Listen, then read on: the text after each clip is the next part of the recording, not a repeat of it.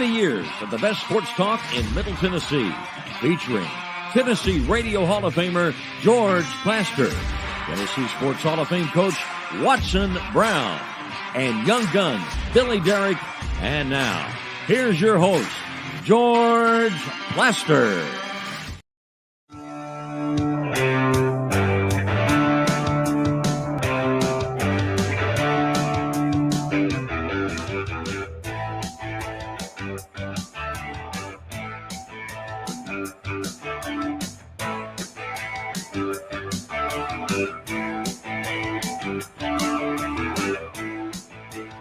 Hello again, everybody. Welcome in. It's a Tuesday that has become very cloudy, very overcast. It's about to get really windy and a chance of some rain before it's all said and done. However, we're in mid-February. Happy Valentine's Day to all of you. And thankfully, we have no snow. That's a good thing. Sure is. Bingo. Let's say hello to Coach Watson Brown, who joins us from the plateau. No snow up there. No, I've been waiting for a delivery, though. Not going to happen. I guess not. I thought you'd be sending me chocolates for Valentine's Day. Oh, that. I mean, I'm waiting for the delivery and no chocolates. Well, I'll say this. I had something that I mailed 18 days ago, and it just got to where it needed to get yesterday. So you're saying I might get the chocolates, but they might be a little stale by the time I get them? By the time you get them, we may be into March Madness. There's no question. I thought through this and certainly had you on my list. I know you did, Yeah. No doubt. Billy, where are we going from there? Who knows? We'll rebound somehow. I'm sure we I'll will. promise you, Billy, he's not sent out a box of chocolates to anybody. Anybody. Have you gotten anything? Much Billy? less me, but nobody got chocolates from George this year. Maybe Did in March. you? Did you? Me? No, I didn't get anything. That's what I figured. I'm still waiting, just like you, Watson. Yeah, he don't do much for the hired help. No. Wow. Expected a little bit more. But who knows? Tough time to be throwing that out there. I could have at least gotten a free pie Wednesday or something out of this deal. You know what? We'll work on that because I think that's a fair request. Yeah, buddy. That and the fact that I'm holding a couple of things in my possession that you want. Is that like the checks in the mail? These two were not. These are inside jokes, by the way. You're just going to have to laugh. We'll leave them there at that. Yeah, you're just going to have to laugh and assume that they were funny.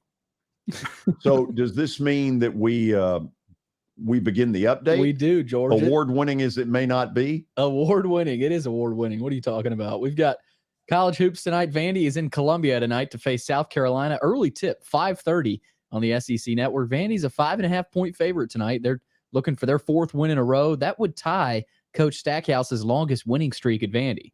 He hasn't had anything longer than a 4-game winning streak, and they could certainly use a win tonight. This is not the time to slow down and sort of stop this run. They need to keep this rolling. No, and here's where you get a little pressure. All of a sudden you've had some success, and all of a sudden you go on the road to a team that's been god-awful, that hasn't gotten a thing done. You have to win, period. When you win a little more, expectations get a little higher. This is a game they got to win, period. There's no doubt. No doubt. And so that's an early Hold on. tip. I think Watson agreed with me. I do agree, but I think this would have been a have to win whether he'd been on this 4-game winning streak. Yeah. I mean, they're bad. You can't lose this one. No. Even though Kentucky did, by the way. God, how in the world did that happen? I'd like to know. I did not see that game. I don't think I wanted to. The 2 worst teams in the league are god-awful. Yeah. LSU, South Carolina. God, I never thought I would see LSU at this level. And South Carolina was in the Final Four in like 2017. And then they haven't made the tournament since that year under Frank Martin. Unbelievable. It's crazy how quick you can drop in college basketball. You think? We've also got Missouri and Auburn tonight. 2 teams that, are sort of on that bubble, that 8-9 seed line in Lenardi's bracketology. Missouri is a team that just beat Tennessee off a buzzer beater. Auburn lost to Tennessee a couple weeks ago. So that'll be tonight at 6. So some big games in the SEC tonight. Bingo. George, the Ravens have hired Todd Monken as their offensive coordinator. They took him away from Kirby Smart in Georgia. He's the former Browns and Bucks OCs making a return to the NFL. And the first thing I thought of, George, he's never worked with a run-first quarterback. What does this mean for Lamar Jackson? Might not mean a thing. Maybe it doesn't. He might not be there. Right. That maybe this is a stamp in saying we may be going other ways. So, Watson, this one had been rumored for a while that Monken was going to go back into the pro level. Yeah, and I can understand it. He was pretty successful there. And with all this NIL, transfer portal, there's so much that it's got to get worked out here in the next couple of years. You may see more of this as time goes on. And what I think, if they've got Lamar back, I think they back off the quarterback runs a little bit and try to be a little more conventional to keep him healthy. Kind of got to keep him. So I think even if he stays, they'll still have him some runs, but not like he was running. I don't think. I wouldn't run him that much. For Georgia, they got to replace Stetson Bennett, and now their OC, they're turning to Mike Bobo. He was an analyst and a great friend of Kirby Smart. He always has been. He's going to be their OC. So, Watson, I ask you, how much of a shift will that be for Georgia? I mean, do you think that offense will look much different? Depends on Kirby. If Kirby says, you leave it alone, get in there and run what we're doing. And I would think that's exactly what Kirby would say. And Bobo has been with Todd now as an analyst, so he knows everything they're doing. And so I'll bet you don't see much change whatsoever. The only change I would see, Billy, was these tight ends, if they're not all back. I know the big one's gone, right? And the good one, I'm getting bad with names, but he's back, right? Brock Bowers is back, yeah. Yes, but the big one's going to the league. Correct me if I'm not right about that. Watson, I think they might both be back. They're both back. They won't change a thing. They won't change a thing. And they shouldn't, because it's You're talking about Darnell Washington, who is just slightly smaller than Shaq. Never mind, Watson. He has declared for the draft. That's my bad. I thought he was coming out. That's my bad. For the NBA or the NFL? Got tight ends. That's a tough offense to stop when you've got 2 tight ends on the field and both of them can move out and be inside receivers. That's tough. I think that's one of the tougher things to stop in football. So I can't see them changing much. Yeah, they'll still have those beasts up front. So you've got that O-line. You've got something to work with there. Georgia, another hire. The last head coach opening of the hiring cycle has been filled. Arizona is set to hire Jonathan Gannon as their next head coach, Eagles defensive coordinator. So Eagles have now lost both of their coordinators. Gannon interviewed with the Cardinals yesterday after losing the Super Bowl. So he didn't have to travel far to meet with GM Monty Ossenfort and owner Michael Bidwell. So, okay, good for them. They saved on travel expenses. The NFL is a league that really has to tighten its belt monetarily. I just don't know where their next nickel will come from. Yeah, I don't either. But Watson, let me ask you this. If you were the Cardinals and you watched what you watched on Sunday, wouldn't you maybe have some second thoughts about this guy? Yeah.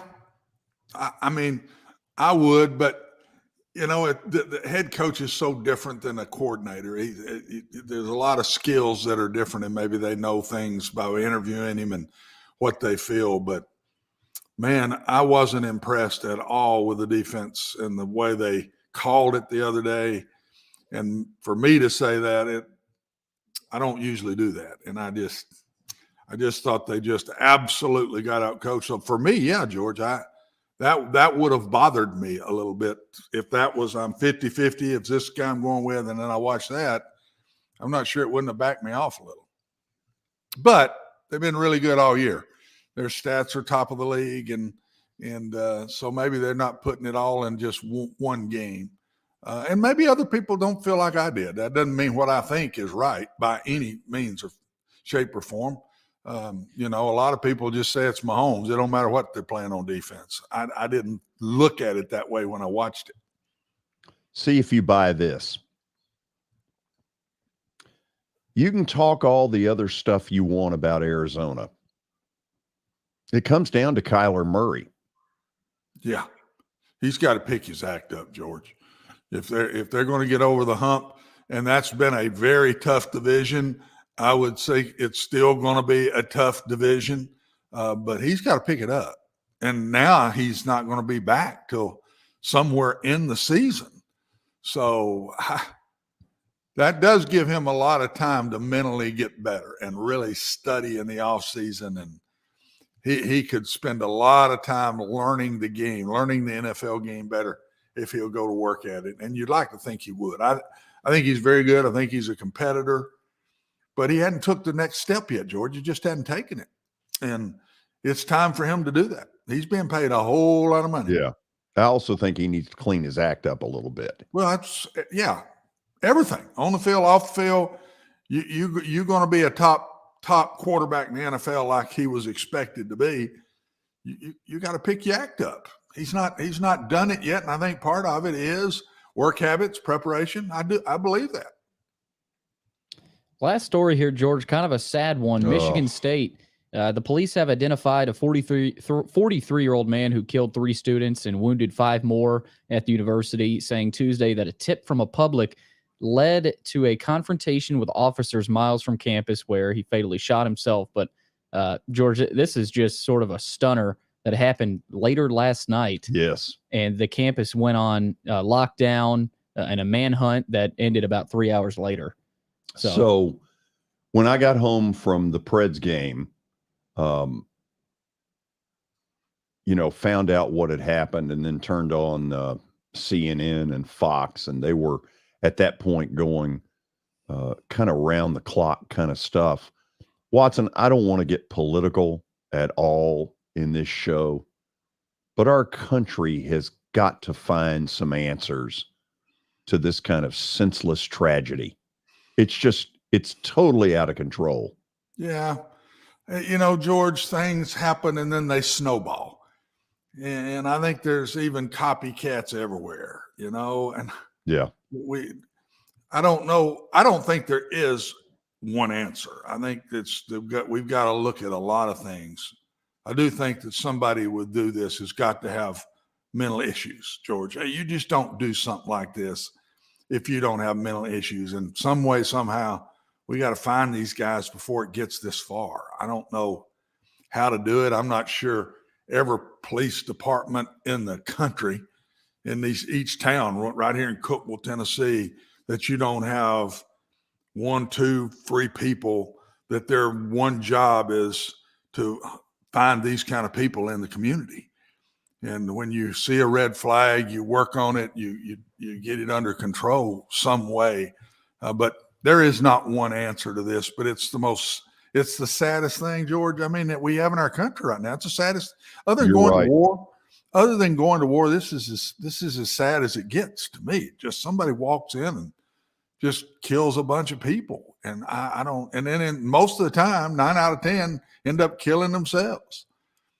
I don't know, but we got to find a way. It's got to stop. It's got to stop. So what have they been? They've canceled all the sporting events at Michigan State. I think they canceled school for at least 2 days, and it'd probably be longer than that before it's all said and done. Yeah. Yeah, that deputy chief of campus police said, we have absolutely no idea what the motive was. He added that McRae was not a student or a Michigan State employee. So I guess he was a resident of the town. I think he's older. I think he's somewhere in his 40s. 43. 43 years old, yeah. I don't know. Awful.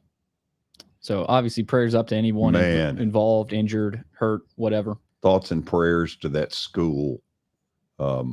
I was in George, Billy, I was in one of those. I was recruiting in Mississippi and got locked in a school because there was a report that there was a guy walking around with a gun, and they locked me in a classroom with students and stayed there for like 3 hours. Evidently he had either gotten off campus or they didn't get him. They finally let us out. But man, that's a weird feeling. Yeah. It's the worst. I've been in a lockdown, but never with an active shooter or anything like that. It was always just the threat, you know? Yeah. Well, that's what this was. They said there's a guy walking around in school with a gun. They locked us all in, and I'm walking the hallways, and they threw me recruiting a kid at that high school, and they threw me in a classroom with a bunch of students. And you didn't know if there's somebody coming through the door any minute, or you didn't know. It's a really weird feeling. And so I feel for all these people, young kids up to college kids. God gracious, let's figure this out and find some way to get this under control. What you worry about, and again, I don't want to get too political here, but as more and more of these have happened, are we becoming desensitized? I was going to say that to what's happening. You know, well, I hope not, George. I hope and pray that's not the case. That we just start taking this and okay, let it be. Go on. We can't do that. We can't do that. And I don't. Again, this is complicated, but there's got to be some way to at least get it under control. I don't know if we'll ever completely stop it, but at least get it under control. We have a very busy show today. Got a lot stacked up. Let me tell you about it. Tony Basilio, Knoxville sports talk show host, will join us after the break, and we'll get his version and maybe Knoxville's version of this little mini meltdown that Tennessee has had in the last couple of weeks. The thoughts of a 1 seed have simply gone away for now. Then at 3 o'clock, our buddy and former Belmont basketball star Taylor Barnette will join us. And then around 3:20, we will go to New Orleans. Did you like that? New Orleans. We'll go to New Orleans, talk with Ross Jackson, and ask the question, was Derek Carr the Saints' #1 option? Plenty coming. Good show on this Tuesday afternoon. Thanks for being with us. We're coming back in a moment.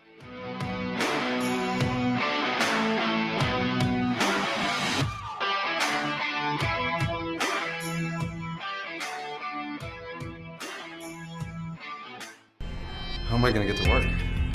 My car's totaled.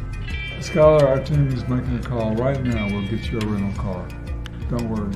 That's a relief. Call us 24/7. We're here. We're going to help. Year number 2 of the Plaster and Friends Celebrity Bowling Night was awesome. And the reason is really simple. I chose Strike and Spare, and they were amazing. They have great food, great bowling, and a staff that is truly ready to go the extra mile to help you.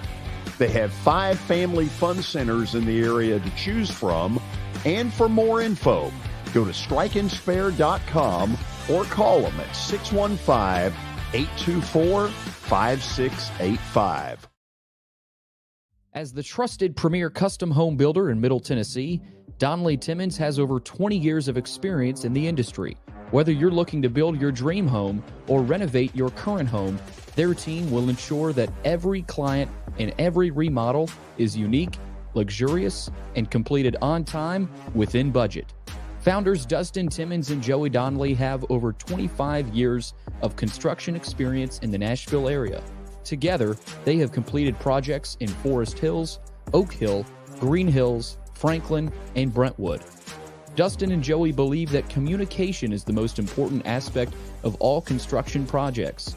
Therefore, they personally manage each project themselves and are involved in job site activities on a daily basis. Their commitment to quality and integrity has earned them an outstanding reputation among their clients. Contact them to set an appointment for a free consultation or to view some of their completed projects.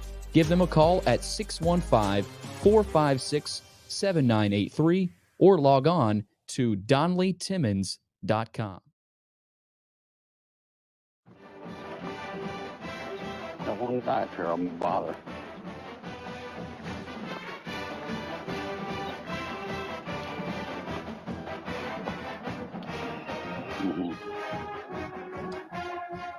Okay, we are back.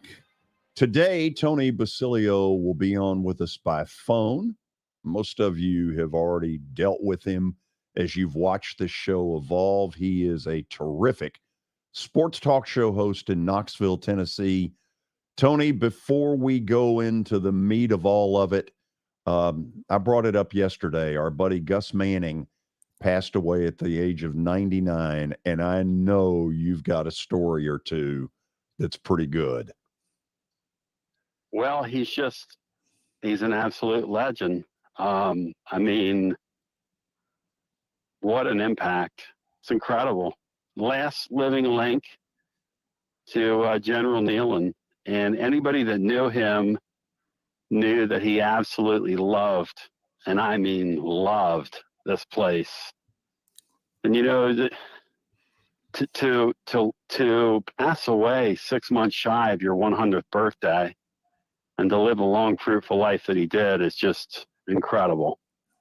Of course, he's always been known for the iconic photo in 1974. I mean, that's when Larry Sievers caught a ball in the end zone. I don't know, George, if you're familiar with the photo I'm talking about, but he's sitting there with an attaché case, and he has a big, long cigar in his mouth. And he's like raising his hand in the air with the attaché case and the cigar, and nothing screams 1970s, early 1970s, like that photo of him and family member had shared with a friend of mine, because we've always wondered down through the years what was in the deal. Because back then, Gus, you know, he had some tickets that he would move from time to time, and it could have been some ticket money in there. It couldn't be. I mean, back in the day, anything went, as you guys know. And meet me outside. I got a stack for you. But the word that I heard yesterday from a family member, as we were talking about it, was that it was actually meal money. So what we were wondering at that time, and maybe Watson can help us out with that, but after you had a big win like that against Clemson when you're Tennessee football, did Larry Sievers get somebody else's portion of the meal money for making one of the great catches in Tennessee football history? So screw the third team quarterback. We got to feed the wide receiver. By the way, the rumor always was at Stokely Center that the folding chairs behind Tennessee's bench that would often be filled for big games, that was Gus's creation. Is that the greatest thing I mean, ever. I love it. Because in these old school athletic departments, they had what you call, like they say around here, French benefits. Not fringe, but French benefits. I love it. I love it. So have you got, go ahead, Watson. Tony, did you realize that I coached Larry's son at Tennessee Tech? Charlie Stevens. That's phenomenal. Isn't that phenomenal? Those are great people, man. Are those good people? Or are those good people? That's a great family, but it's amazing that you talked about he was the one making the catch in the end zone. And there was meal money, George and Tony, after games for players. In the old days, you did do that. So that is a strong possibility. That one might not be made up. That is a possibility. By the way, there was I just love the fact that you're carrying a satchel of money around. That is just so 1970s, Yeah, that's a little different in today's world, isn't it? Yeah. So have you gotten over Sunday night? No. I mean, guys, I mean, when your team plays that well, it is what it is. I mean, there's one turnover. Hey, this Jalen Hurts guy, I mean, he's turned into a million times better player than I ever dreamed he would be at that level. Amen. I mean, I never dreamed. And you know what? They lost to the guy that's like the Michael Jordan of the NFL right now. I mean, what do you say about that performance from Mahomes the other night? And Mahomes is such a great heel because, he's kind of goofy and he kind of walks like a duck and all those things. And his brother's a goofy guy on social media. And, his wife poured champagne on all those cold Chief fans out of her box the other day, like a little Marie Antoinette thing. But at the same time, he's got this he's just got this thing about him where he's just not going to lose in spots like that. And to be honest with you guys, it really did not hurt all that badly because the Eagles did what they could. It was that one turnover from Hurts. And look, you can't fault a guy that played that well for one turnover. I mean, come on. No, you're right about that. George, quickly, let me comment to Tony on that. Honestly, Tony, I think Jalen Hurts played better than Patrick Mahomes. And here's what I mean by that. Wow. His throws were in much smaller windows than Patrick's. Patrick's throws, there's people wide open. And I throw a little bit that back on the Eagle defense. But those touchdown throws in the end zone, there's not a green shirt in the picture anywhere on any of the three. And those crossing routes early in the game to Kelsey, nobody in the picture. Go back and look at Hurts's throws and see windows. A couple of those to Goddard that he threw in there. I don't know how in the world they got in there, and they were also great catches. But he was also harassed, and Patrick didn't have a body around him in the whole game. So the one scramble Patrick took off and hurt his ankle on, it must have been coverage because he didn't have bodies around him. So I thought Jalen played unbelievably well in that game. And, Eagle fans, and I got family members I talk to, and they're, we choked and this and that. And I realize, you're up 10 in a Super Bowl at halftime. But, hey, look, when you play somebody special like that, it kind of is what it is, I mean, there's no consolation prizes in these pro sports, obviously. But, yeah, to your point, Watson, I've just never seen a guy's arm improve that much from one year to the next. Unbelievable. It's incredible. I mean, the amount of work shows you his work ethic. Oh, that's it. Shows you his work ethic. Humble. He's as humble and as good a kid. And whether he plays for my team or not, I mean, I remember when he got benched by Alabama, and he just took that in such stride. Yep. It was just, he's an amazingly driven. I wouldn't put anything past that guy. I don't know how good he's going to be, or this will be the high point of his career. Who knows? But geez, he's already accomplished so much more than I thought he would there. Yeah. Here's what we all knew 3-4 years ago. He was considered a throwing liability at Alabama. Yep. And look at him now. You're absolutely right. about what you're saying. So let me start here, and then I'll kind of turn it to Watson.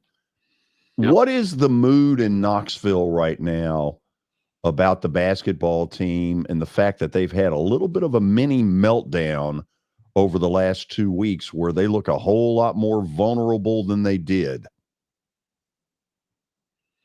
Well, George, they've lost 3 of 4. They were at one time a number 1 seed. They've lost 3. They were number 2 in America. They've lost with the number 1 defense, tracking ahead of the Texas Tech team that played for the national championship a couple years ago. So, point is, all that's out the window now. They've lost 3 of 4. Defensively, they have just been wretched. They had that meltdown in Nashville, which was really interesting because you had a kid do something rather uninstinctive, which is not score and dunk a ball on a fast break. I know you were at that game. That was a rather uninstinctive thing for any athlete to do. And my crowd, so to say, Tennessee fans, I think there's a thought out there that Rick Barnes so hard coaches these kids that he had that kid thinking, and he was, and his kid was so bottled up. And, I don't know if I buy that. I think, I don't know that you could put those 2 couple of losses on Barnes, but the weird thing about his team is his entire tenure here, they've always found ways to win. And this group all of a sudden is learning how to lose.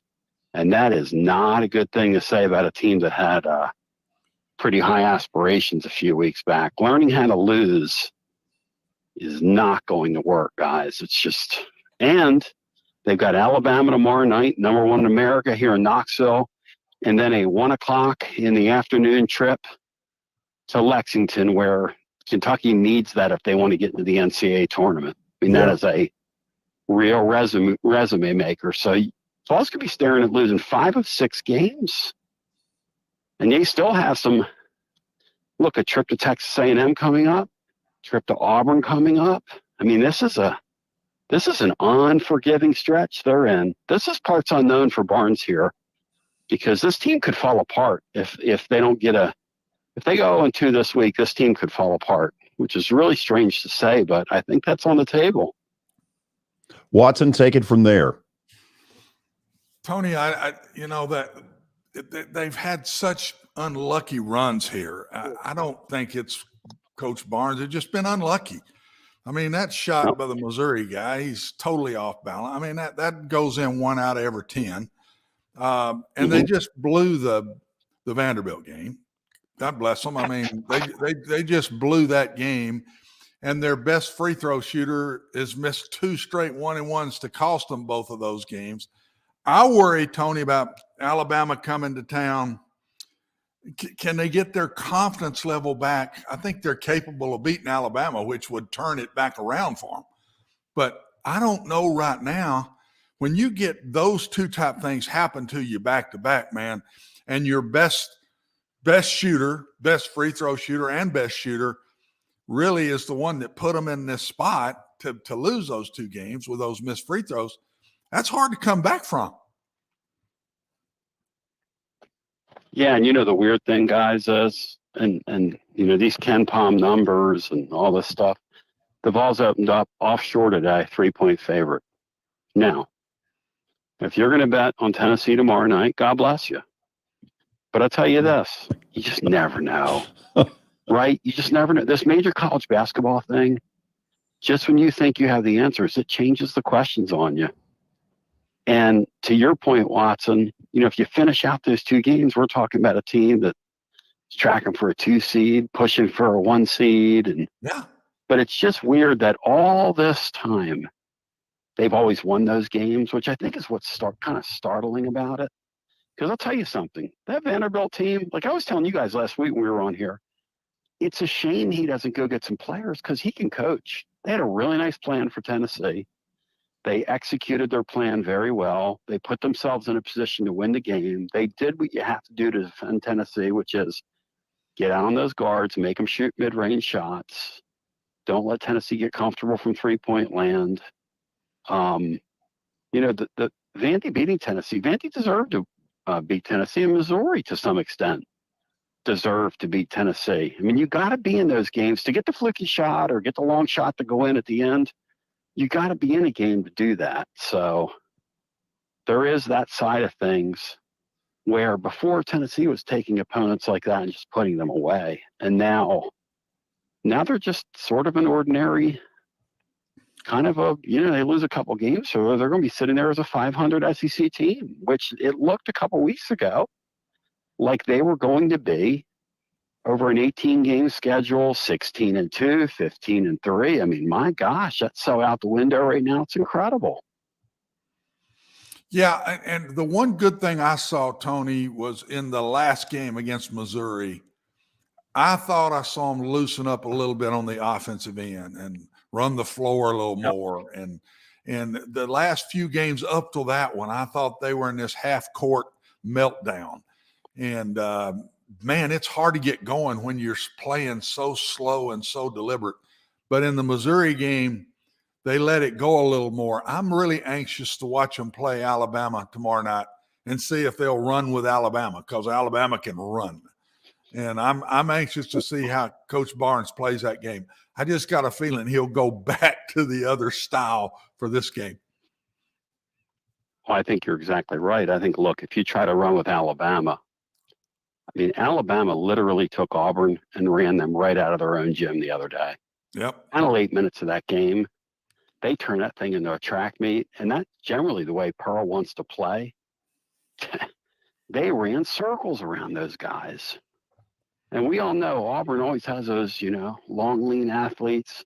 This Alabama team, they've got 5 guys that are just sort of almost interchangeable to some extent, and they've got a kid on their bench who's a McDonald's All-American, just kind of sitting there. And I mean, you talk about an embarrassment of riches. And the thing I like about the way they approach that sport is they play offense and approach the game in a similar way to Josh Heupel does at Tennessee.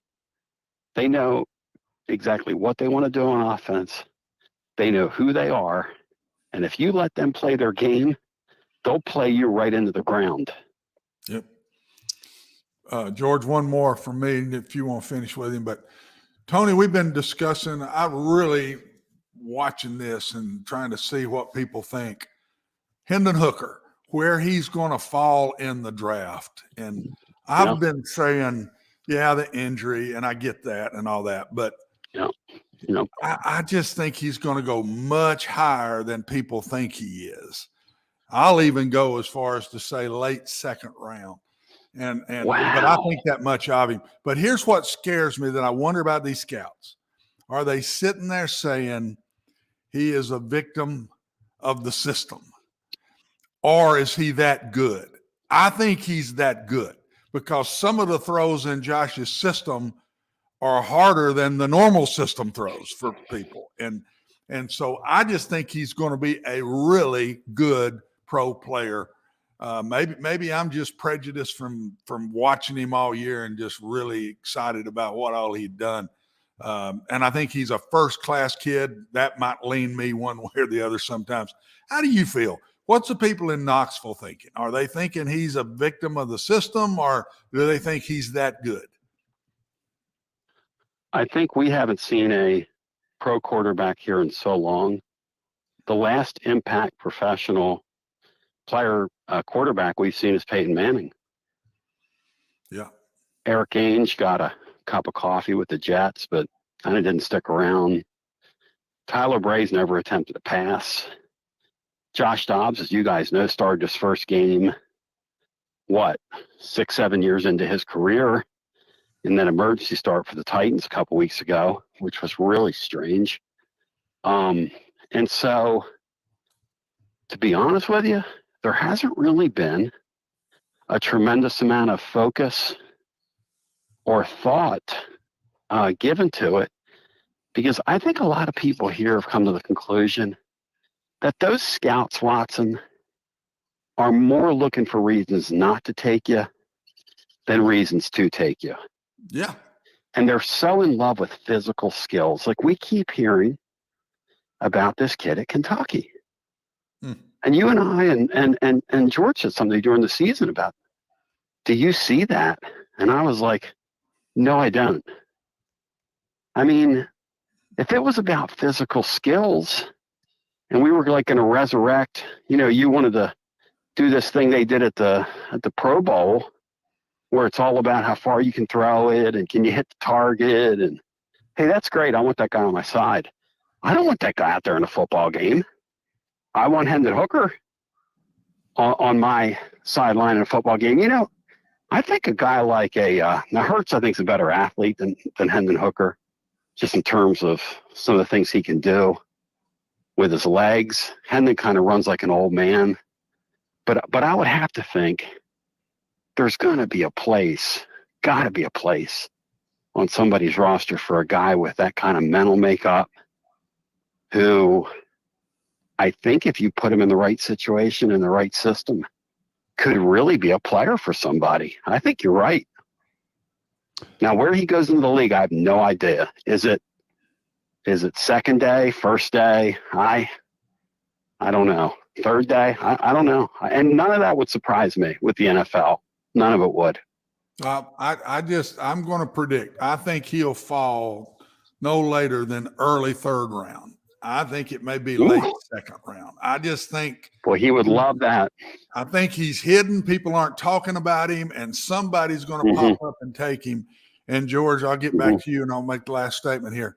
Look at the two quarterbacks that just played in the Super Bowl, and he has the same kind of athletic skill level. Makes a lot of sideways throws, just same kind of deal. And he's a lot like these two. Is he as good? We'll find out. But he's a lot like the two that we just watched play Sunday night.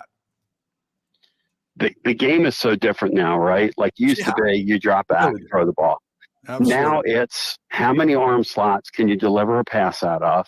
How much freelancing ability do you have? How much moxie and smarts do you have to diagnose what's in front of you? And I think a bunch of those things, he checks a lot of boxes. It's going to be interesting. It's going to be really interesting to see. Yep. Tony, tomorrow night when the Tennessee-Alabama game's over, it's a 6:00 Central Time start. What kind of broadcast plans do you have?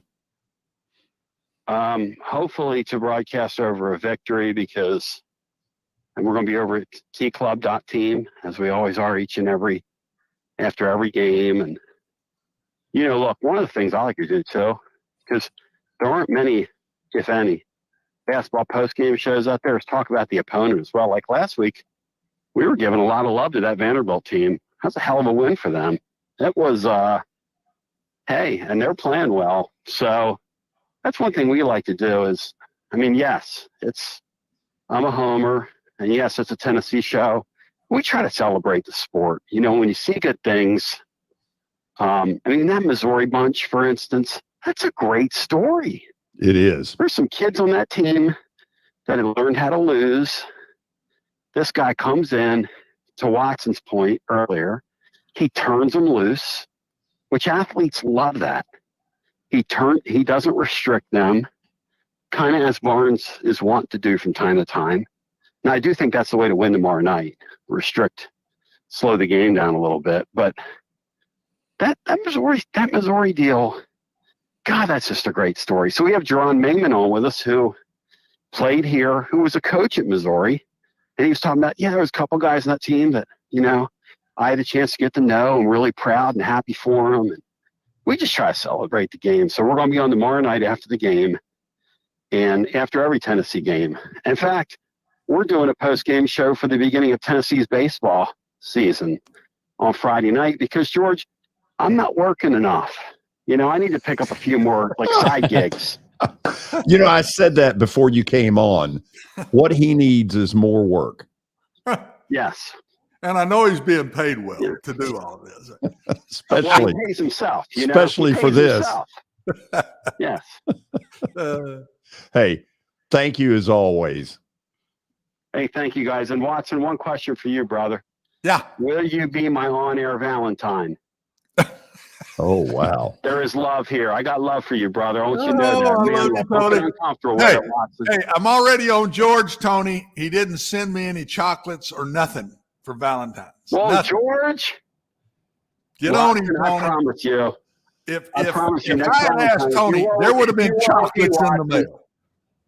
Hey, Watson, if you roll with me, I promise you, you'll have trouble with your teeth in a few weeks. Thank you, guys. The damn things will rot out. See you guys. See you, Tony. See you, Tony. Holler if you need me.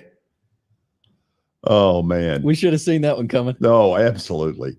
We'll go to the break, and then I might surprise you all a little bit with exactly where we take the next segment. Interesting. Yeah, stick around.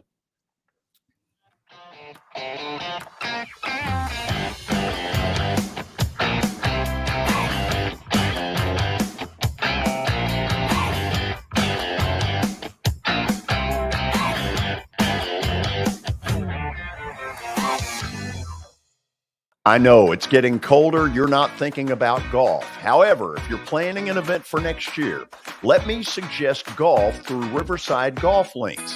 The course has improved dramatically. It's perfect for hosting a corporate or a charitable outing. They've got everything in place to make your event a rousing success. To get more info, call 615-847-5074 or go online to riversidegolflinks.com. Jody Jones has as nice a dental facility as you'll find anywhere. Let's go in and take a look. Are you in the market for a new dentist? Maybe you're new to Nashville? Well, the place to go is Jody Jones Dentistry at 55 Music Square East, and their new facility is absolutely state-of-the-art. Jody mixes quality with comfort for the perfect dental experience. He's trusted for his creative design and committed to both the function and aesthetics of your smile. Jody is simply the total package. Don't wait. Make an appointment now at 615-259-5100. Forget the fact that Sir Speedy Music City is owned by my BGA classmate James Warren. Their work stands on its own merit. James and his staff do incredible work, as evidenced by the huge banners at the Plaster and Friends Celebrity Bowling Night. If you're looking for quality to help your marketing and business communications, and you want it at a reasonable price, these are your folks. Call them at 615-832-9511 or go to print at sirspeedymusiccity.com. And be sure to tell them Plaz sent you.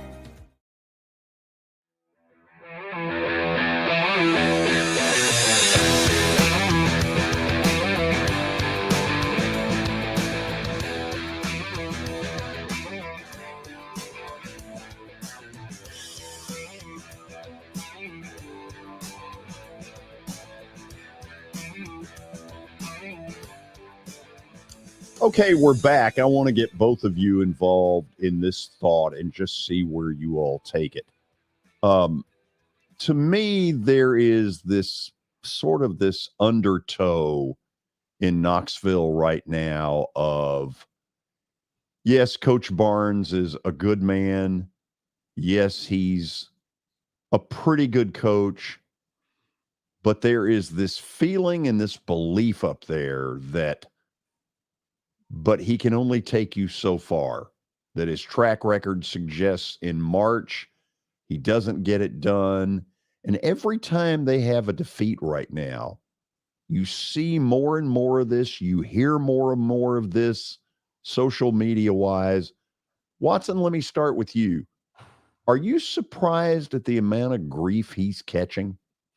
No, it's just the way of the world now, George. It's the business, and it's so different.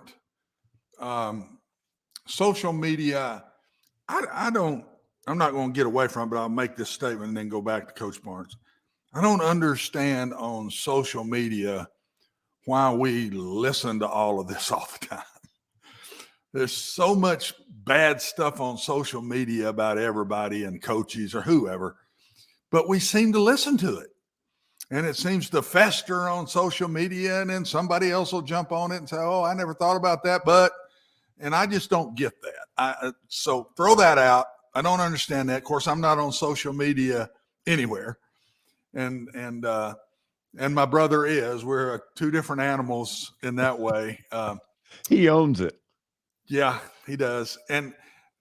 But yeah, George, I think it's hard for Coach Barnes because, the record has proved that in some ways. I don't understand it. I think he's one heck of a football coach, basketball coach. He coaches like a football coach. That's one of the reasons I really like him. I would have loved for my son to play for him. He's tough. He makes you do right.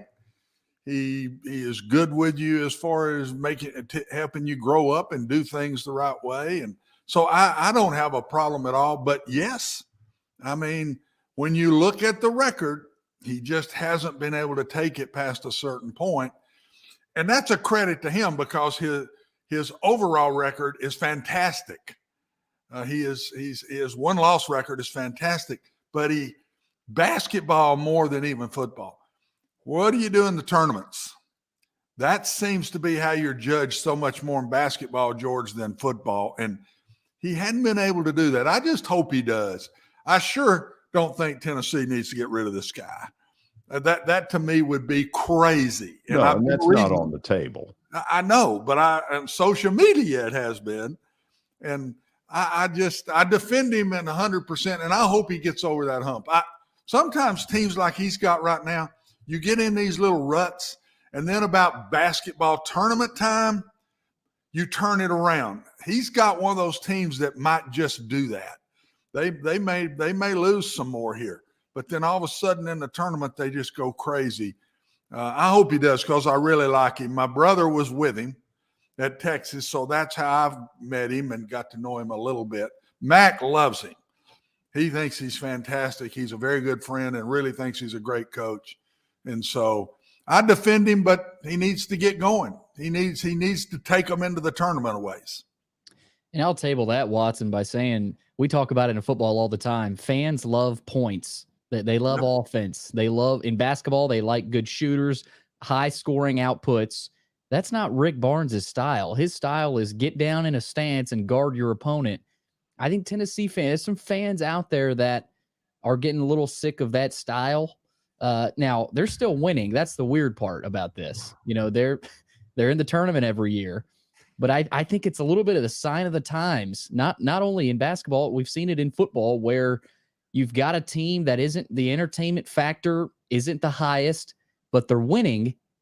Fans may still not be all the way on board like they maybe should be for a 19-6 team that has won games. So I think it's a little bit of a sign of the times, but also, Tennessee, Barnes has been there how long, George? 6, 7 years. 6, 7 years. Yeah. About right. I think they've there's nicknames, regular season Rick. I've heard a lot of that. Right. And there's some truth to that. There really is. Well, Watson, I agree with you. He's got to win more in the tournament, but maybe this is the year where they have a little bit of a down regular season and they make a run late in March. They find some I've seen order. it happen a bunch of times. That's what happens with Konzo Martin. They sneaked into the tournament, made it to the Sweet 16, a step away from the Elite Eight. You saw North Carolina last year. You just never know in college basketball, but I think it's a sign of the times, George, of people, they want to see points. I kind of hate to see it. I think this is a good man, and I think they've gone a little too far. I kind of think one of the things that is going to happen is right now the SEC has the book on them. They know the book on how to play Tennessee. And it's getting progressively harder and harder for them as they have to go half-court offense in most of these games. They're not getting a lot of cheap points.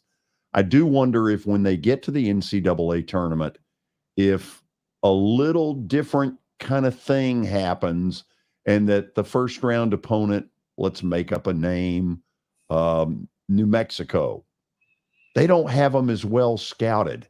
They don't know every last little nuance of Tennessee basketball. And Watson, you do see that at times in the tournament where that makes a difference.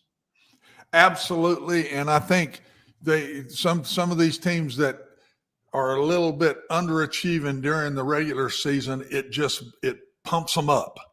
We got a second chance here, guys, and let's go take it and run with it. And we see it nearly every year. Somebody does that. This could be a very dangerous team if they did that, George. And they got hot early in the tournament, and Tennessee gets hot, they can beat anybody if they get hot. And they just don't seem to stay on runs very long. And they need to be able to do that better. Through his teams that I've watched him through, Texas and Tennessee, other than Kevin Durant, he's never beat you offensively. And he may have to take a look himself He might in a mirror in the offseason and say, Nick Saban did this when Clemson beat him. Mhm. And he said, look, I think I'm going to have to change. I can't beat you with defense alone all the time anymore. And I think he may have to do that, George, and to get over this hump. But I'm pulling for him. We both were Vanderbilt guys and supposed to hate Tennessee. I'm pulling for him. I mean, I really like the man. Yeah. And Tennessee, I think, was lucky to get him.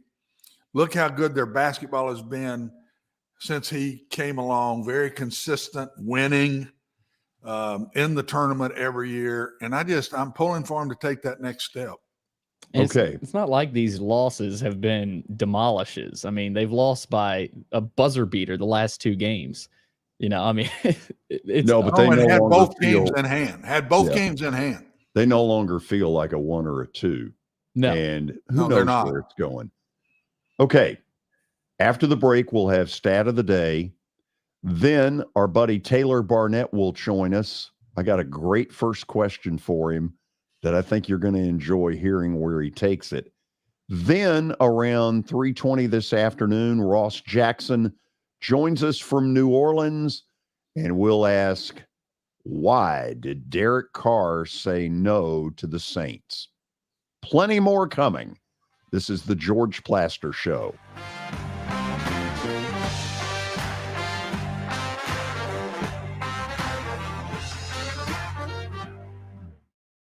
Hey, thank you for meeting with me today. The insurance company has made an offer. Already? Wow. They've offered you the entire policy. Thank you, Blair. You're so welcome.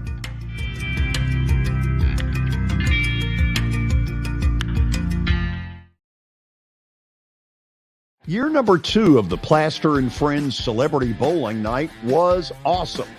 And the reason is really simple.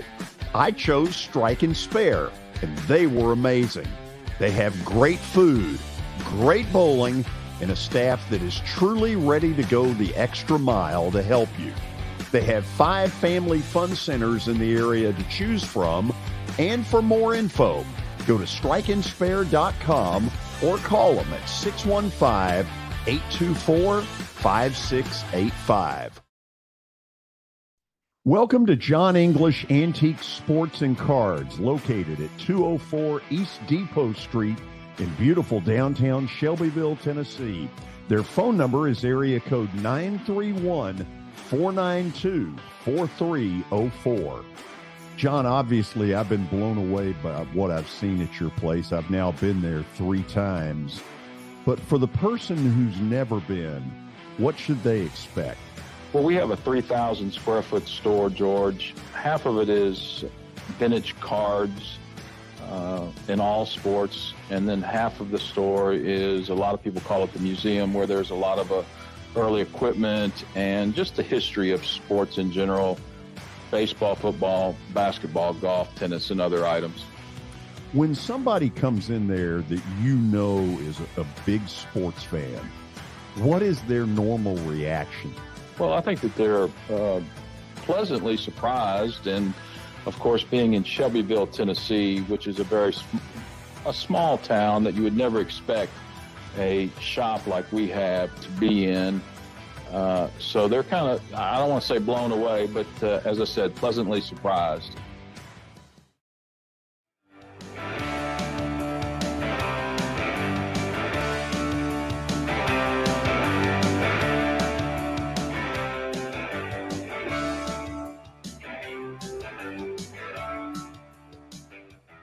Getting ready to talk some hoops with Taylor Barnette coming up next, but we've got stat of the day first, brought to you by John English Antique Sports and Cards in Shelbyville, Tennessee.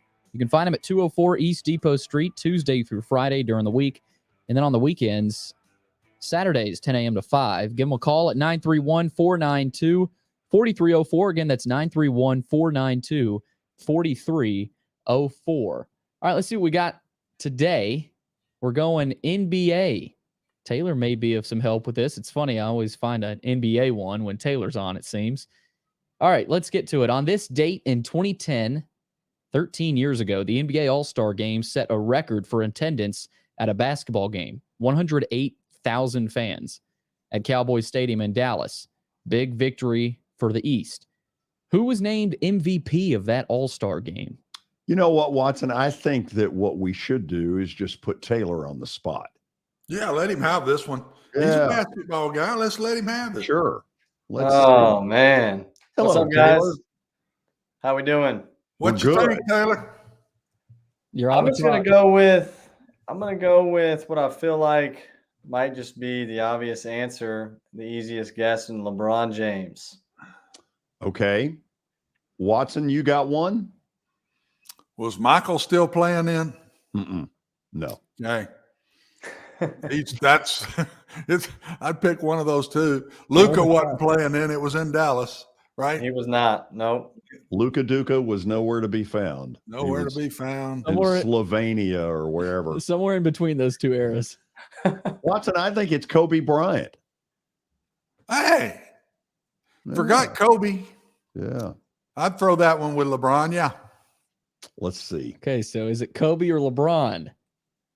It's neither. D-Wade. D-Wade. Dwayne Wade. I always loved Dwayne Wade. Dwayne Wade was recruited by a good friend of Taylor's and mine, Darren Horn, who at the time was an assistant coach at Marquette under then head coach Tom Crean. And Dwayne Wade turned out to be okay. Yeah, good job by Darren, no doubt. Halfway decent career. So we're now officially into the 3 o'clock hour. We're in it. And, you know, Taylor, as I look, I was promised that we would have better backdrop on your end. And I want to see.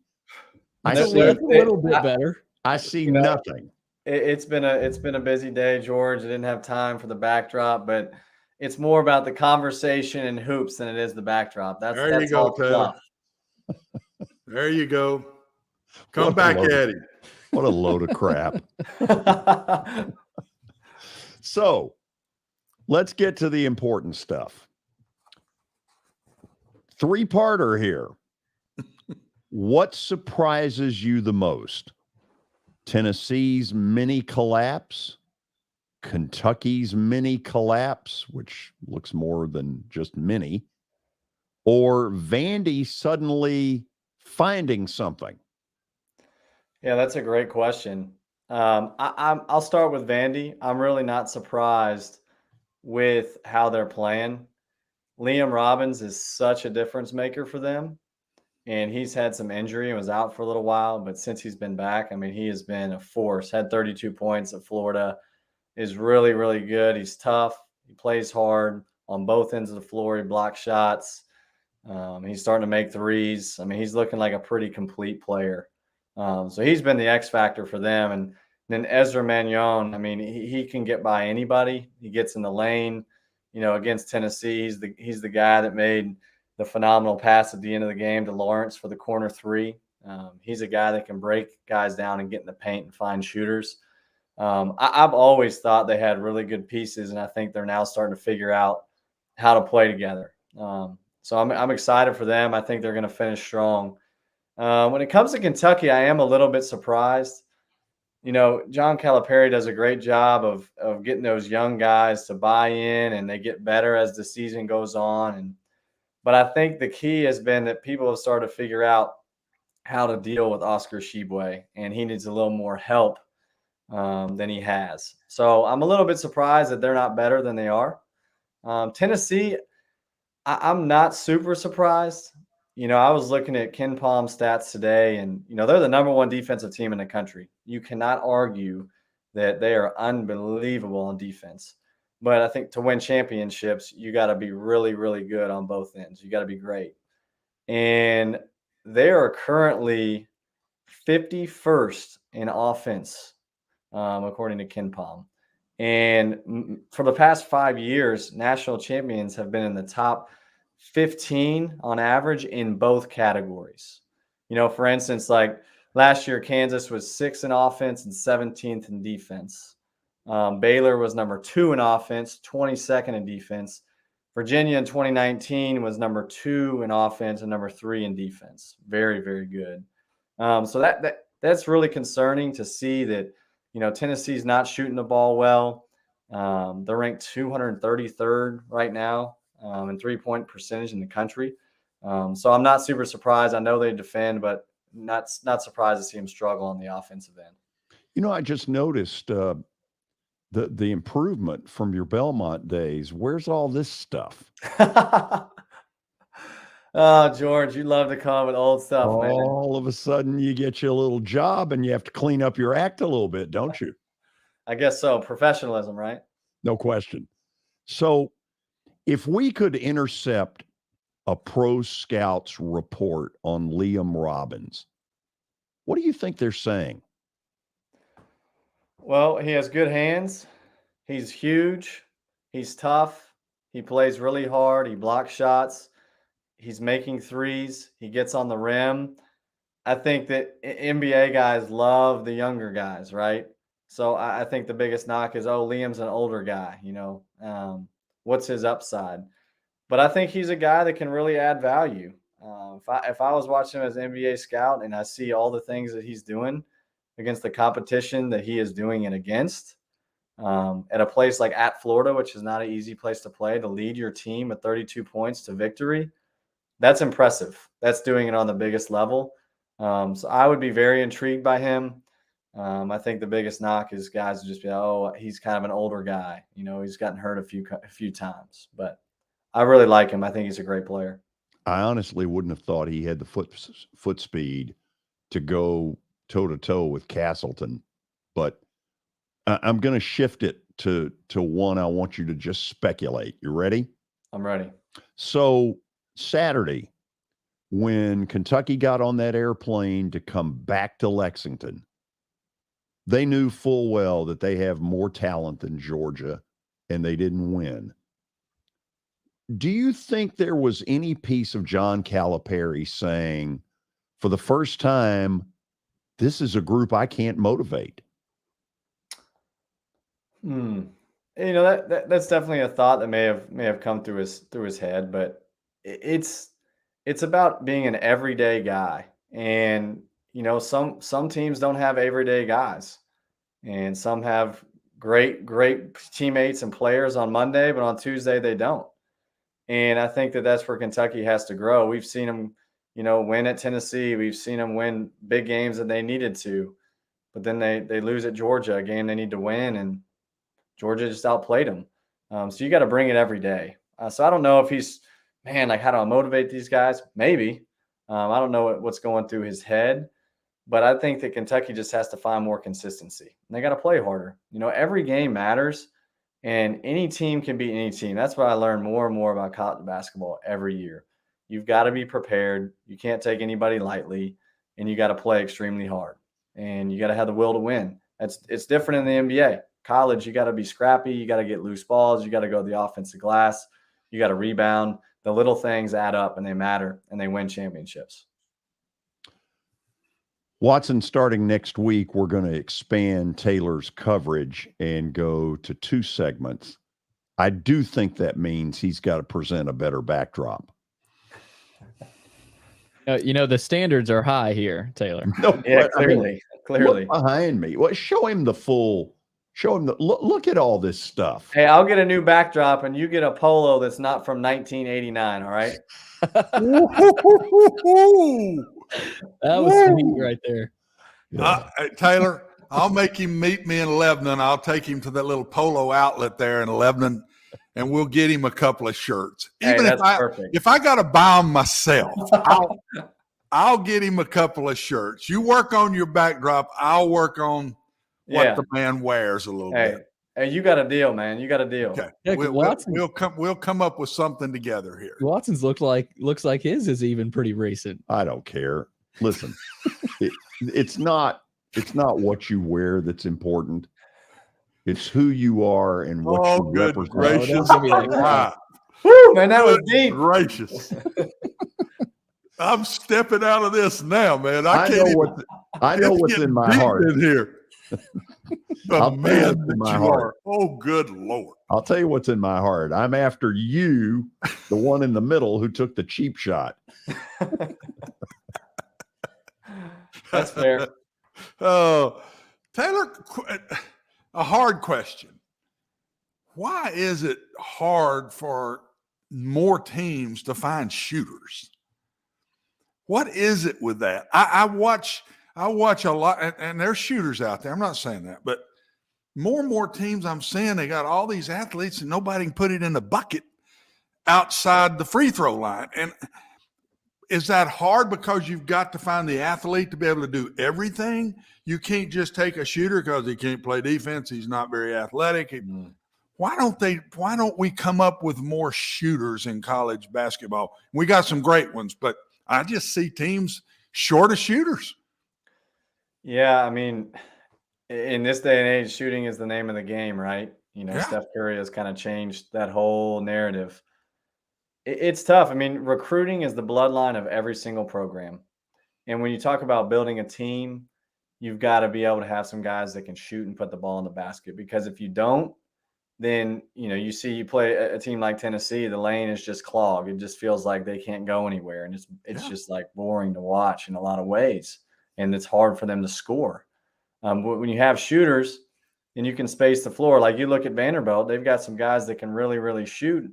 And Ezra Manjon can get in the lane because it's more open. Their spacing is better. That's another thing in college basketball. It's not great. If you watch the NBA, the spacing is really, really good. And you watch college, it can kind of get clogged up in the lane. So spacing definitely has something to do with it. But, it's just in a lot of ways, it's got to be a better eval. You got to find guys that can shoot. And you got to piece a team together that maybe somebody's not as good on defense, but they might be better, shooting the ball than the other guy. So you have to piece together a good team. And part of that team is required to shoot the ball. Yeah. And I mean, I think about Belmont and through the years, shooters. Rick could go find them. They still are finding them at Belmont. But I see these other teams that just don't have shooters. I wonder a little bit, Taylor, I know in my sport, the high schools in the old days, it was hard to find quarterbacks to do the spread stuff because nobody in high school was doing it. Now you can find them everywhere because everybody is doing that. Have the high schools gone to more athleticism and jumpers and athletes and not playing shooters in high school as much? And that's why it's harder to find them on the college ranks. Is that possible?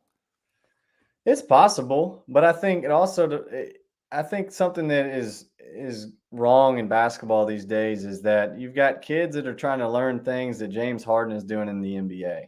Fundamentals still matter, and part of that is shooting.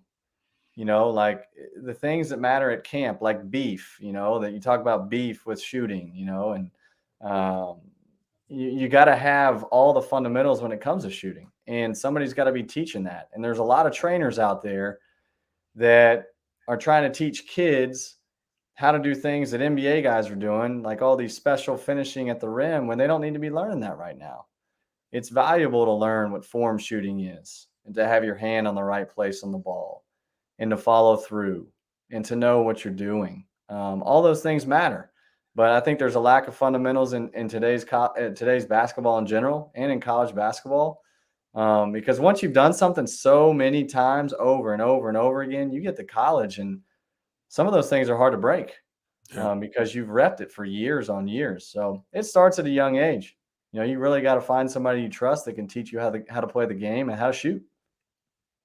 The other thing is, I'm getting a lot of my questions out that I sit and listen to. I hear a lot of coaches now not wanting their players to shoot the mid-range jumpers anymore, that it's around the rim or it's a three. And why is that? Why are we And before the 3-point shot, there are a bunch of mid-range jumpers being shot, and teams winning doing that. What is it now? Is it not enough percentage up over a 3-pointer that they'd rather you shoot the 3-pointer? And Taylor, in college, for you to say I got a good 3-point shooter, what is that percentage in college basketball that you say that guy's a good 3-point shooter? Yeah, that's a good question. I think, simply put, people are starting to figure out a 3 is worth more than a 2. And if I can get enough of these 3-pointers up in a game and make a certain percentage of them, we'll have a better chance to win because that's worth more points. Layups you're going to take any day of the week because those are gimmies, or they're supposed to be. Off the dribble, there's a lot of guys that, yeah, for sure have good mid-range. But if you come off a ball screen and you take a few dribbles and then you shoot one, it's a much tougher shot. We consider those what are called tough twos. And you want to force teams into tough twos if on the defensive end. So I just think it's a matter of, well, 3s are worth more than 2s. If we can get feet set 3s and good looks and get a decent amount of them up per game and be good enough at them to make a good percentage of them, then naturally we're going to score more points. So I think that's really the simple answer on that. And remind me, what was your second question? What percentage of 3-point shooter would you call a good 3-point shooter in college? Yeah, I don't know. I would say anywhere between 35 to 40 is a good 3-point shooter. There's guys that are shooting lower percentage, though, that have a proven track record that, hey, they can shoot. Yeah. You're getting into a really, really, really good 3-point shooter when you're in that 45 to 50 range. Anything over 40. I mean, you see a guy anything over 40, you're like, he's a double green dot guy, which means he can really shoot. Yeah, and last thing on a technical way, and I'll come back to you, George. Also on fast breaks now, when I was playing, it was run the lanes, 1 on both sides. You got 3-on-1 or 3-on-2. Now they seem to be running to the 3-point range on the fast breaks when you get the numbers on the defense. Is that pretty much what these college coaches are teaching now? And just send them to the 3-point line instead of following through the lane? Yeah, I think that's definitely a point of emphasis. You look at Alabama, you watch them play, they let it rip from 3. A lot of those guys on that team have freedom to shoot and transition from 3. Their offense is number 13 in the country, and their defense is number 6. So there's definitely a talk of, hey, if you guys defend and you play really hard and you do what we're asking you to do on the defensive end, we're going to give you more freedom on the offensive end. And it's working. They're number 6 in defense in the country, according to KenPom, and they're number 13 in offense. But they play with a lot of pace. So the more that they get up and down the floor and the length of the possession is shorter, then the more possessions they're going to have to get a 3 up, And so that I think is definitely one of the strategies in today's game. Taylor, we appreciate you taking the time to join us. I must say, however, for you to be taking a shot at anybody's clothing, given some of the junk that I saw that you used to walk in my office at Belmont wearing, you should be ashamed. Hey, listen, there's growth for everyone in all stages of life, George, okay? God knows you've needed some. No doubt. Hey, look forward to next week. 2 segments. Sounds great. Appreciate you having me. Same pay. Yeah, exactly. Talk See to you. Okay, after the break, we're headed to New Orleans. I see him already ready and raring to go. Ross Jackson will join us.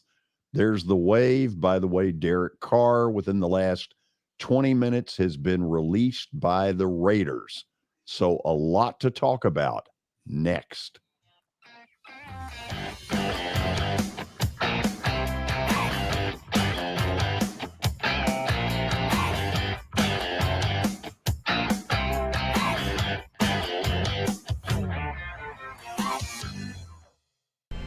How am I going to get to work?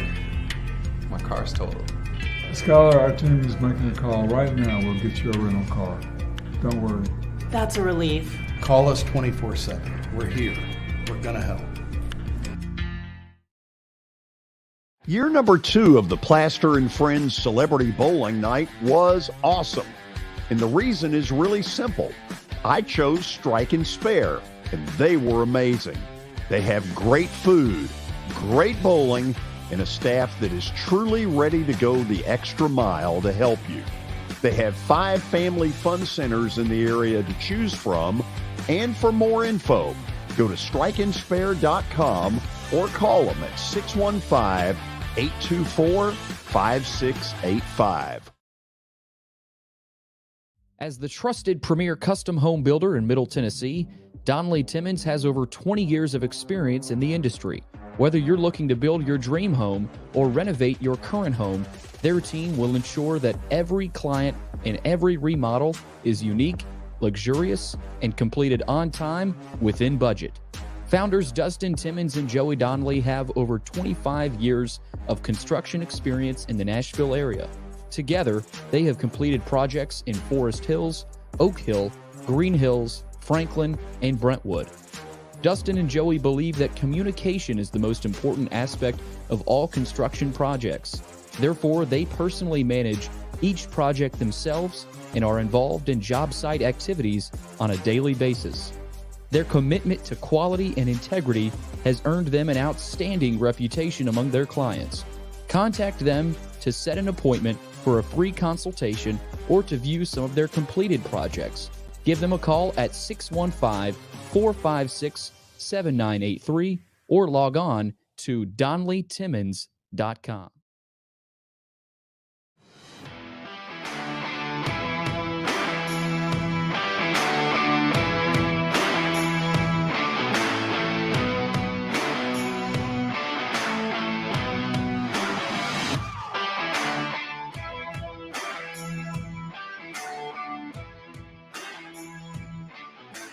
Well, as you saw there, Ross Jackson is the host of a podcast called Locked on Saints, which means he knows a lot about the New Orleans Saints. Within the last 20 minutes, the news got out what we all knew was coming. The Raiders have released Derek Carr. He's now a free agent. Ross, first of all, thank you for taking the time to join us. Oh, we're Ross, we're not hearing you. I'm not sure if you have yourself muted or not. Here we go. There we go. Now we got it. Beautiful. Sorry about that, guys. All I was going to say was that I'm very excited to be here because I love some Knoxville, Tennessee. I've been there a couple times. I used to work at the Clarence Brown Theater over at UTK. So I'm a big fan. So I'm happy to be here with you guys. Okay, but I'm going to tell you something. We're based out of Nashville, so come on over I saw here. Knoxville on the thing, but I love me some Nashville too. Don't get me wrong. When I needed to get away from Knoxville, Nashville was always my stop. Come on. So did Derek Carr turn down the Saints, or was it we'll revisit this after they dump me? Yeah, it's kind of the big question that a lot of us are considering and are sort of looking at. What we know for sure is that the contract was a sticking point. $4.4 million over the next 2 years that were going to become guaranteed. That's something the New Orleans Saints wanted to restructure. The New Orleans Saints are a franchise that loves to push some stuff down the road, that loves to make sure that they're, building backloaded contracts, all of that. So we know that $4.4 million was a little bit of a sticking point. So whether they're willing to revisit that here in free agency, that's going to be the big question here. And so I don't believe that Derek Carr said no to the New Orleans Saints. It sounds more like the New Orleans Saints said no to the money, which caused Derek Carr to say, let me hit the market and see what I can get anywhere. And he's certainly to have certainly have several suitors out there on that open market. Oh, yeah. So if money were not a factor whatsoever, is what we saw a week ago the Saints saying, you're our number one quarterback option?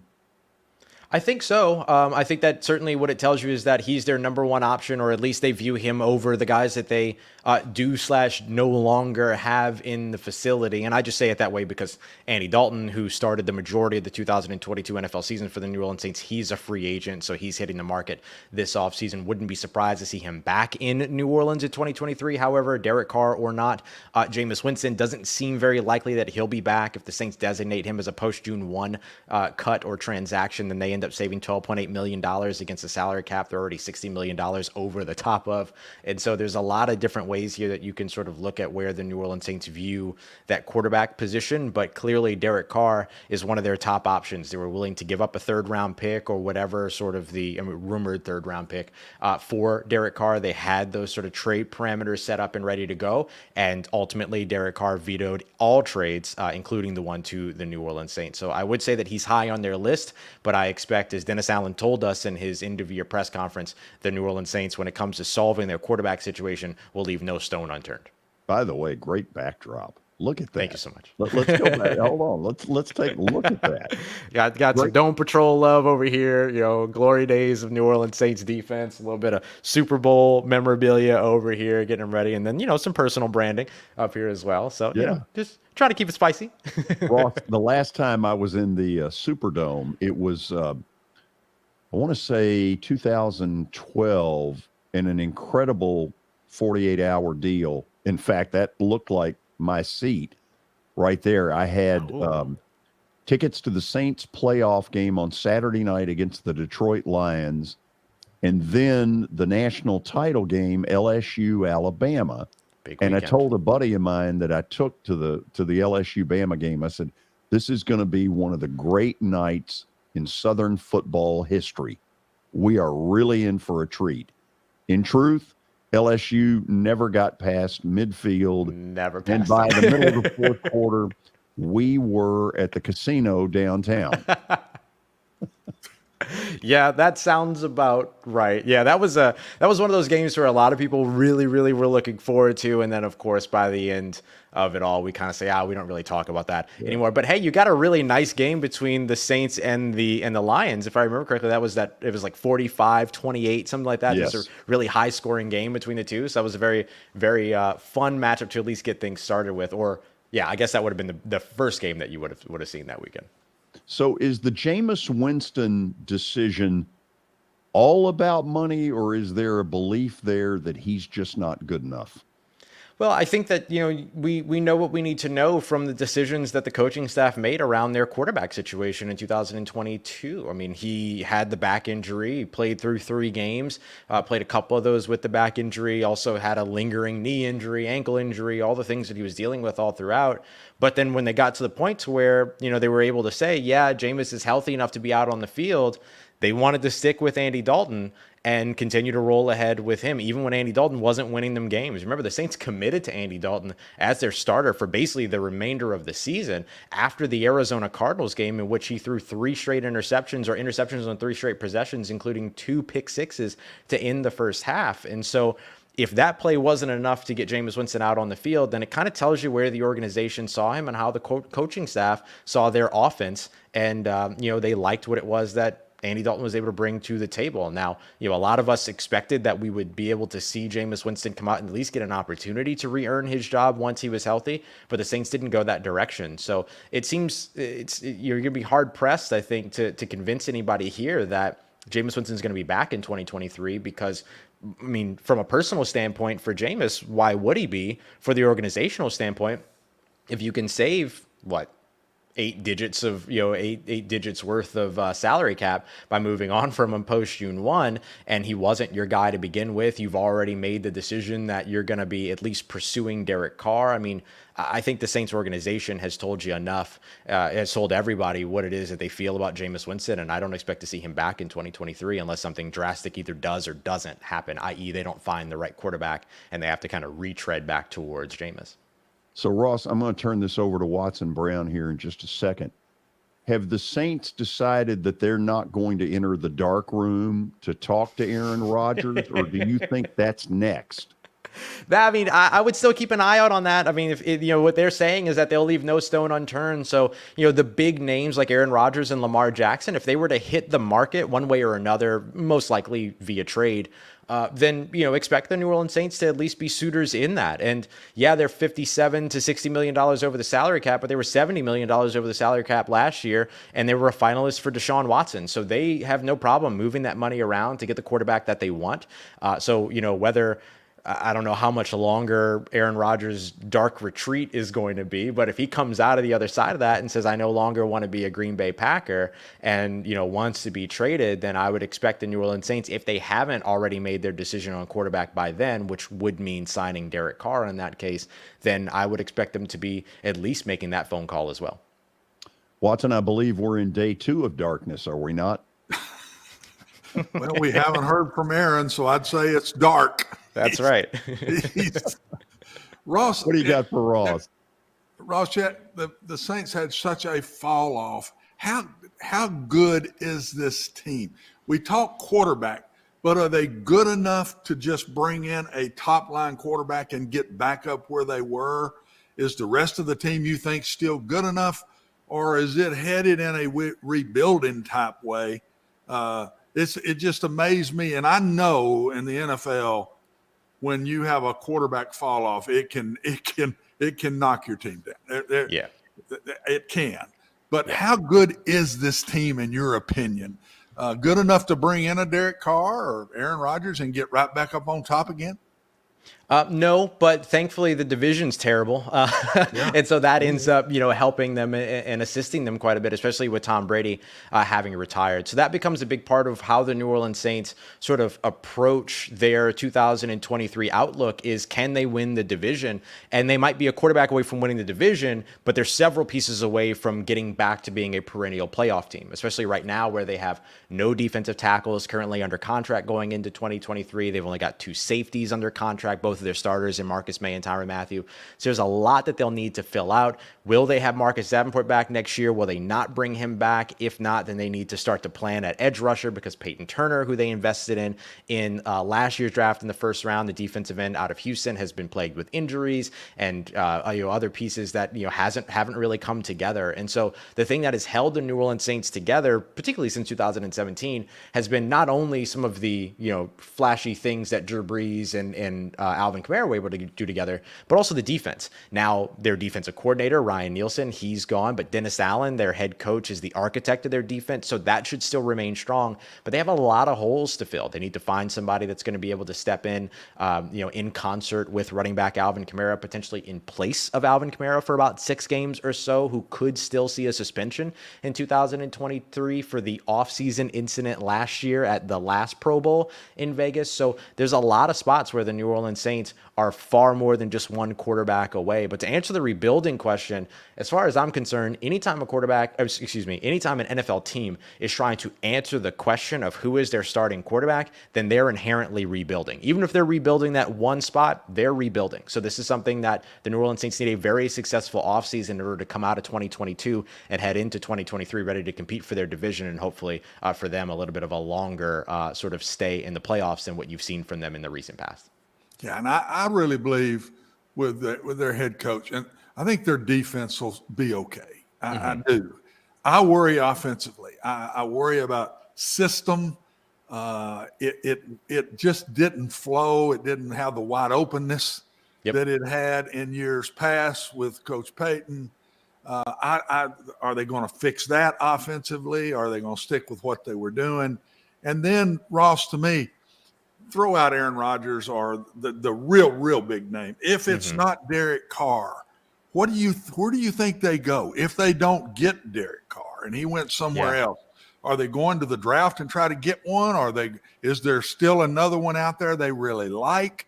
And does Jameis, I call him J-Boo because I go way back with him for a long time, is if Jameis completely out of the picture, would they ever turn around and come back that way, do you think? Because to me, this quarterback situation could really be worse than even it looks. To me, if they don't get Derek, where are they going? Where are they going to go to try to get this team back? And you're dead right, Ross. The division's awful. They can jump back up pretty quick. And now that Tom's gone, the Bucs, they got the same problem. They got the same problem. So I worry about them offensively, and I do worry about quarterback if this Derek Carr thing doesn't work out. Yeah, 100%. I would say that like the door's never going to be completely closed on Jameis Winston. If the Saints end up striking out everywhere when it comes to their quarterbacks, then I wouldn't be surprised to see them potentially go back to that and see how they're going to be able to maybe repair that relationship and if there is anything to repair and keep him in New Orleans for a second year. But honestly, if it's not Derek Carr, I would expect the Saints to make a run at the next tier of quarterbacks, which would be those like Jimmy Garoppolo, Baker Mayfield, for instance, Sam Darnold. Hard really to tell the difference between any of those guys from a production standpoint, but if you just need somebody that's able to come in and run your system, then Jimmy Garoppolo is clearly your best option at doing that. But you've got to figure out how you feel about his injuries and the shoulders and the surgeries and all the things that he ends up kind of having to go through over the course of the past couple of years. So I think honestly the most likely scenario, if Derek Carr is not the guy for the New Orleans Saints, is that they bring back Andy Dalton, they architect, they build an offense specifically for Andy Dalton, as opposed to having an offense built for Jameis Winston that you're trying to run with Andy Dalton, which was never going to work out, and then go to the draft. And you can go to the draft by either trading up in the first round, now that they're in the first round at pick 29 with the forfeited Miami Dolphins pick, or you stick around in the second round and take a guy like a Hendon Hooker, or potentially even I've seen a lot of Tanner McKee out of Stafford maybe climbing up into that second round area. We'll see, but you grab one of those guys, it's going to be a little bit more developmental, and then maybe turn to them 4 games left in the season, like the Atlanta Falcons did between Marcus Mariota and Desmond Ridder, for instance. So I think that's the most likely scenario, if not Derek Carr, but they'll of course make a run at the other guys. And I wouldn't rule out the idea that they don't go back to Teddy Bridgewater as well as a potential guy that comes in that knows the system, or at least Pete Carmichael's version of the system, and try to get that off the ground in 2023, at least to be able to survive and compete for that year. I didn't understand why Derek Carr wouldn't want to. I thought what he did is what he should do. To me, Ross, I would have not freed myself up to be in a trade. I think he has a much better chance in free agency because there's going to be a lot of teams looking at him. Yep. So to me, everything is right where it should be for Derek right now. Do you agree with that? Yeah, I completely do. He from the very beginning, saying it without saying it during the Pro Bowl, he has no intention on doing the Raiders any favors, right? The Raiders moved on from him to, prematurely to get a look at Jarrett Stidham, Josh McDaniels' system, which is one that, by the way, is going to be replicated by a couple of different offenses in 2023, especially taking a look at places like the Tennessee Titans, who just elevated Tim Kelly to be their offensive coordinator. He's a Bill Belichick guy. You can circle back to the New England Patriots, who have Bill O'Brien. That system's not going to change. Tim McDaniels is Josh McDaniels' little brother. He's over with the team. So there's a lot of teams that Derek Carr might look at and say, no, that system's not for me. Been there, done that, and then ends up moving on, looking for other options. But I do think that this is what I expected it to be. This does make things a little bit more complicated for the New Orleans Saints, though, who could have given up a third-round pick, no problem, and had their next quarterback for the next couple of years, next handful of years or so, hopefully longer than that for the Saints.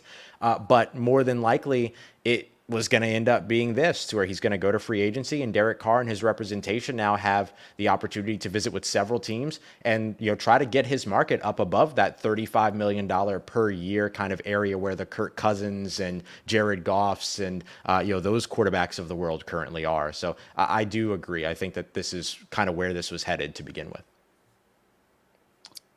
George? Well, let me say this. What a great voice you have. Hey, right back at you, man. Hey, I'll trade anytime. I also love your backdrop. I like ours. Yours looks better. Thank you, sir. I really appreciate it. We're working over here. Hey, thank you for coming on with us. Oh, absolute pleasure. Anytime. Appreciate you so much for having me on. Y'all take care, stay safe, and hopefully I'll talk to y'all soon. Ross Jackson is the host of the podcast Locked On Saints. And as you could tell, he knows a lot about the New Orleans Saints. I know a lot about trying to pick winners. We going there now? It's up to you. You ready to go right now? I'm ready. I'm ready, George. Let's do it. Time for Plaster's. I'm pretty proud of last night. We'll learn about that here in a second. We will. Bart Durham Injury Law. They are lawyers that you can trust. Give them a call at 615-242-9000. Again, that's 615-242-9000, or log on to bartdurham.com. All right, let's learn about last night. The Texas Tech Red Raiders get it done. Yeehaw. That was almost too easy. Well, Well, they were the dog at home. I mean, I think 95% of America would have gone the other way. So I feel really good about that pick. No, y'all thought I was crazy. It got a little tough for him at the end there. Yeah, but y'all thought I was crazy. Watson, you thought I was crazy? No, I didn't. I didn't Really? think you were crazy at all. As a matter of fact, I said you're dead right. Anytime the University of Texas comes to Lubbock, they are hated with a passion. Oh my God! There wouldn't have been a seat in that place. I can promise you that. It could be tennis, golf. It don't matter. Bowling, whatever it don't matter. Lubbock, Texas is not a Longhorn fan. Period. Texas Tech has not been very good, but in the last week and a half, they have improved dramatically. And so that's why I took them.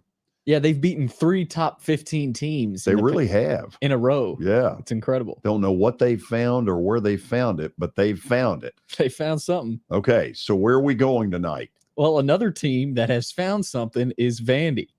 And I love this pick, George. South Carolina is awful. Oh, they are dreadful. They are at the bottom, I think, with LSU right now. Their net ranking is terrible, like Mark Griffin has said. I'm riding with this pick too. Here's what Vandy cannot do. They cannot let this game get to the 5-minute mark, tie a game kind of thing. No, because South Carolina is going to be desperate. Sure. You know, and Coach Paris, he came from Chattanooga, if I'm not mistaken, and he's a good coach. It's going to take some time. He's spending a year in hell. Yes, kind of like Coach McMahon, who I don't know if he's going to make it or not. But, you know, I think, George, this is a dangerous spot with a big game at Auburn coming up for Vandy. So they need this more than any game. We'll see how serious they are, because this is a game they got to win, period. Watson? Feels like a game that Studi has to shoot well, Watson. They've got to have somebody hit 5 or 6 threes.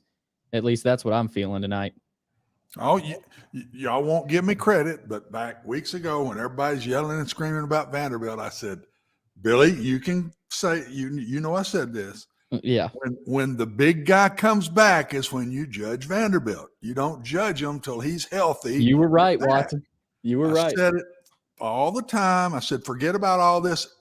They ain't got a big guy in the middle. They're not going to win any of these games. And now look at them now. I think this team, they won't get in the NCAA tournament unless they just win the SEC. But this team is going to finish strong, in my opinion. They're going to be hard to beat. I think you might be right. Nobody wants to play him, and I didn't think I'd be saying that after that. Is there a bigger big man right now in the SEC? No. I think he's playing the best in the league right now. He made himself a lot of money when he was able to go out and guard Castleton. Yeah. Who I've thought had bigger quicks than he did. He made himself some money on Saturday. Watson, I'll give you a little scoop here. Okay. There will be sections available tonight. Yeah.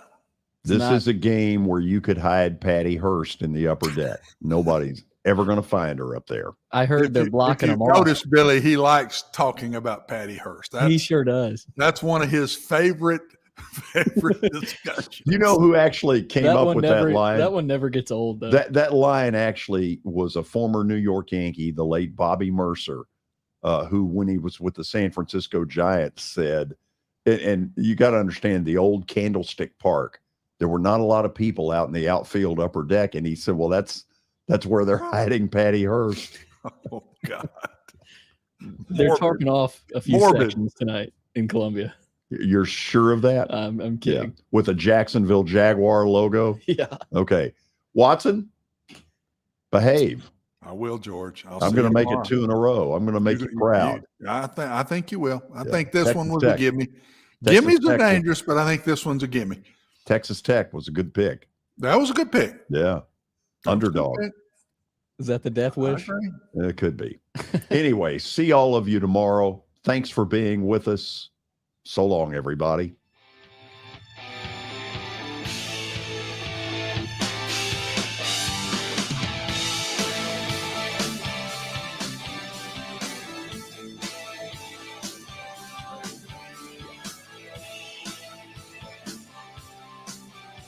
Miami hires Shannon Dawson as OC.